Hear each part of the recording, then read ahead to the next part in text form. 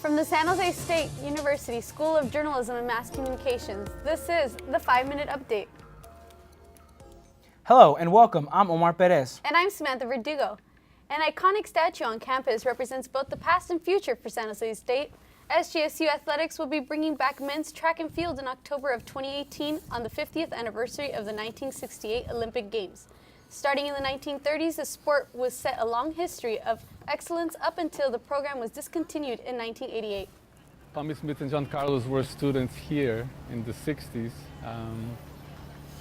And the sculpture is really a tribute to activism, to justice-loving people that step forward and take a stand. In 1988, SJSU discontinued men's track and field to create funds for strength and conditioning training and academic support services for athletics.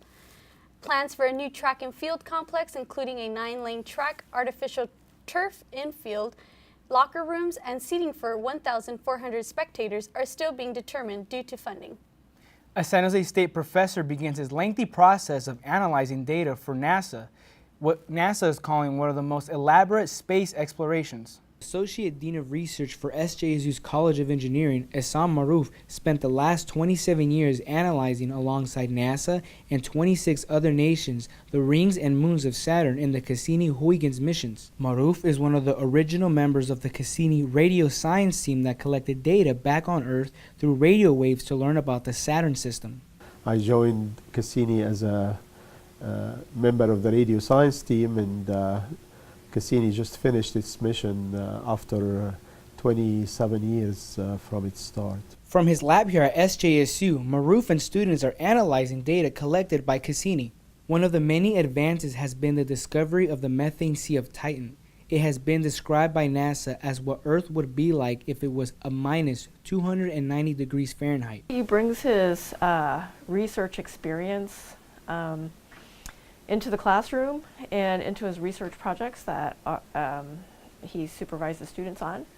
So that's been a huge benefit to the college. The exploration came to an end on September 15th.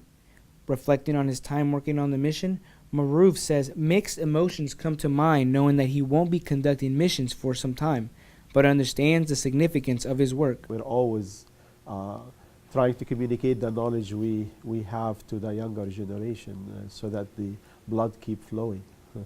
Now that the mission has concluded, Maroof turns his focus to analyzing the data of nearly 3 decades worth. San Jose State's boost in enrollment is causing parking concerns for students and university partners. Aspiring commuters are receiving notices that the Park and Ride overflow lot, which is owned by the San Jose Giants and Municipal Stadium, may be unavailable in the near future. Employees of San Jose State Parking Services say that due to the 11,000 new students this semester, they had to increase the number of days that the overflow lot had to be open. However, the San Jose Giants have been warning SJSU about their rise. Because we don't want to surprise anyone, in the event that happens. We hope it doesn't happen. We're still working with the San Jose Giants management to, come up with an agreement to continue using their parking lots. Although there is no hard date on if and when the lots will no longer be available, Yayo states that most likely overflow parking will be moved to another location around South Campus.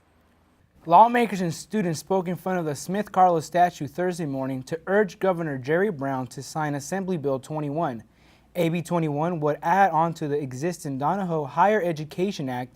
It would prevent trustees from the California State University system and community college from disclosing immigration statuses to federal officials. Associated Student President Ariana Monzo is an undocumented student and DACA recipient. In the past, he's kind of picked up the slack for the federal government because within the federal government, we have a broken immigration system, and California has been very proactive. Given the amount of undocumented immigrants living in the state of California, in introducing legislation and passing legislation that would go to support undocumented immigrants. The California Faculty Association is asking students and faculty to go to their website to send a note to Governor Brown encouraging him to sign the bill into law. While today is the deadline for students to renew their DACA status, the Office of Diversity, Equity, and Inclusion say they will continue to offer resources and support students on campus. That's all for today's show. Stay up to date by following us on our social media platforms. We'll see you on Tuesday. Have a fun and safe homecoming weekend, Spartans.